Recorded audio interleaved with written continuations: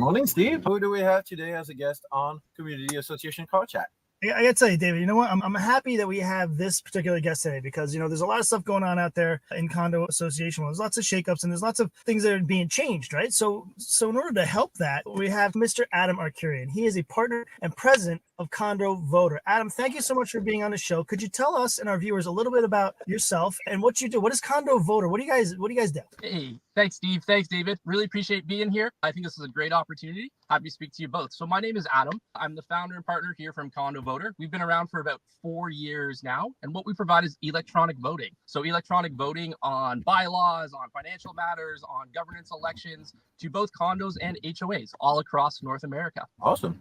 Now, can you tell us just a little bit, what's the big drive here between to have electronic voting? What's the big difference between the traditional method for a condo and HOA versus like the new method? Yeah, great question. So, typically to vote previously without electronic voting, that was done through a paper proxy, something received in advance, or through a paper ballot, typically at the annual general meeting. What we've done with electronic ballots is we've replaced that with an online presence, and we send everything out in advance of the meeting. That includes the notice package, that includes all the relevant information about voting. What's really cool with electronic voting is it can be done anywhere at any time. So that doesn't mean that you have to be in attendance at the AGM. You're placing that electronic vote in advance of the meeting or during the meeting itself. It's also a guided tutorial. So when you're walking through the process, our system is explaining what you're voting on, why you're voting, and how you go about voting, and the importance of your vote as well. The great part is that's all tallied in real time and provided to your community members, so election results can be announced almost simultaneously.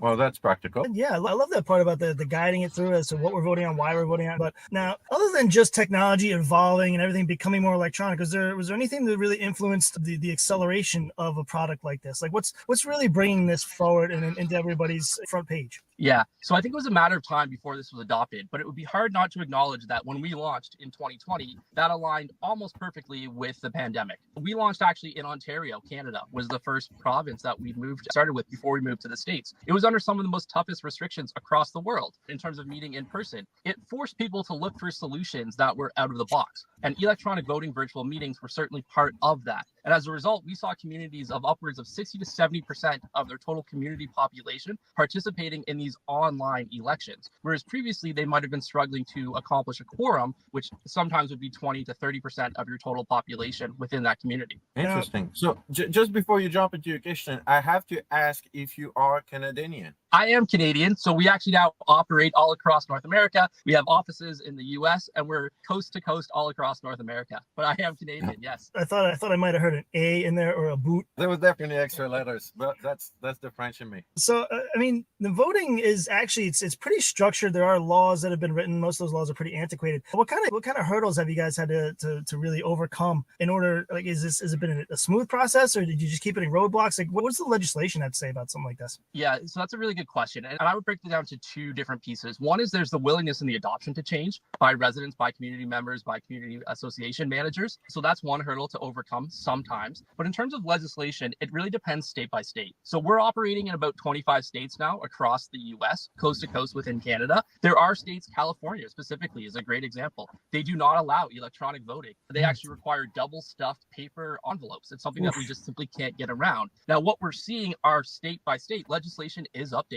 Over the past 2 years, we've seen a substantial shift in the allowance of electronic voting at the government state level in terms of what's written into the condo and in the HOA acts. Now, what you can also do to consider is just having a bylaw within your community that allows this. More often than not, that would actually supersede or circumvent any legislation because it's an agreement by your community that your electronic voting provider is going to abide by the same paper voting rules that you had in place. So it's just a slight kind of variation in how you can go ahead and accomplish that.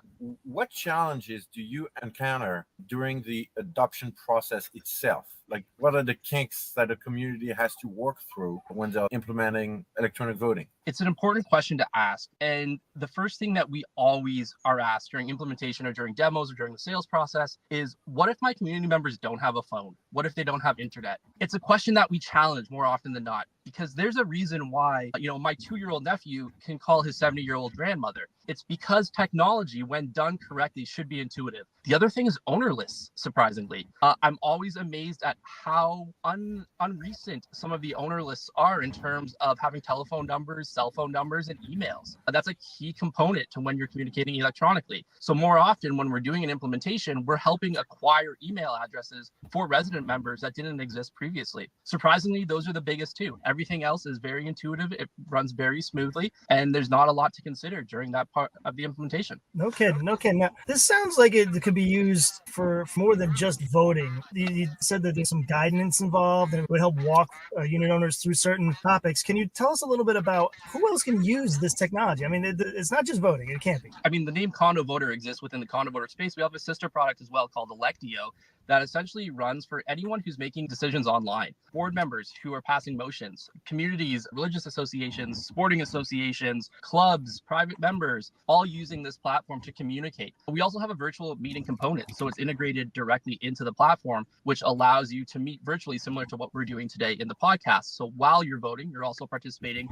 in these conversations. I think the biggest shift too is online nominations and candidate videos. So when you're voting, it's actually an election platform. You can run your platform using our system. Why are you running? What are you running for? What changes are you going to make? You build all of that within your candidate profile for when people are voting, they actually have that information. The other things are lawyers, engineers, property management firms. Any type of financial decision being made allows you to promote that communication, promote that information to your tenants, to your residents, so that again, there's informed decisions on not just official votes, but surveys, on public opinion, on other communication matters. Interesting. I mean, like, there's so much more than I thought there was to it. But let me just ask you about the communities themselves. So let's say you want to make a change to move from paper ballots to maybe electronic voting. Is there any kind of like issues when it comes to changing governing documents? Do they have to do it, or what's your experience with that? Yeah, surprisingly, there's not too many issues when it comes to implementing that way. A lot of the content, a lot of the information today is electronic already. A proxy form is a PDF.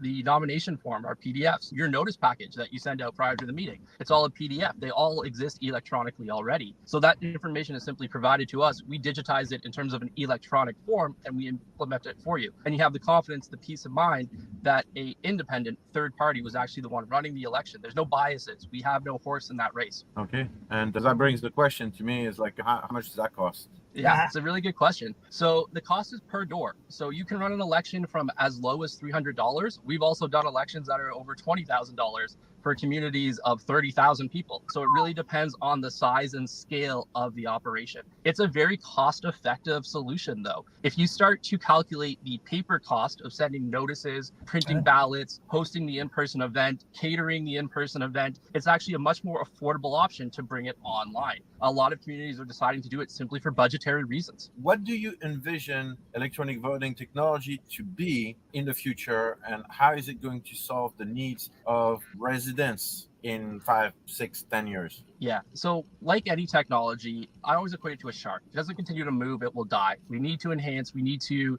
breed new innovation. What we say here internally is if you look at what a condo or an HOA is, it's really the fourth level of government. That and church as well is something that would be considered in there, but municipal, federal, state level. So really, I think what we're going to see is the continuance of the adoption of electronic voting across different levels of government in the future. And with that is going to come tighter security, tighter guidelines, and I think probably most importantly, voter identification, something that's not happening a lot within condos and HOAs right now. But when you're voting, are you who you say you are? I think that's something that we're going to continue to see more of, and that's a direction where things are headed right now. Yeah, wow. I never thought about that. Would that be I guess an argument against it because you don't know who's behind the keyboard, right? In theory, right? So right now you're getting an invitation to vote, which is the same way that you would have it in an in-person process, right? You get a proxy slipped under your door, or you attend and you check in, you register. So there's a little bit of that voter identification that I think is going to be brought online to a greater extent than is being done currently in person. Gotcha. Man, I am so glad that we had you on today, Adam, because I learned a lot. I don't know if David picked up anything. I think he did.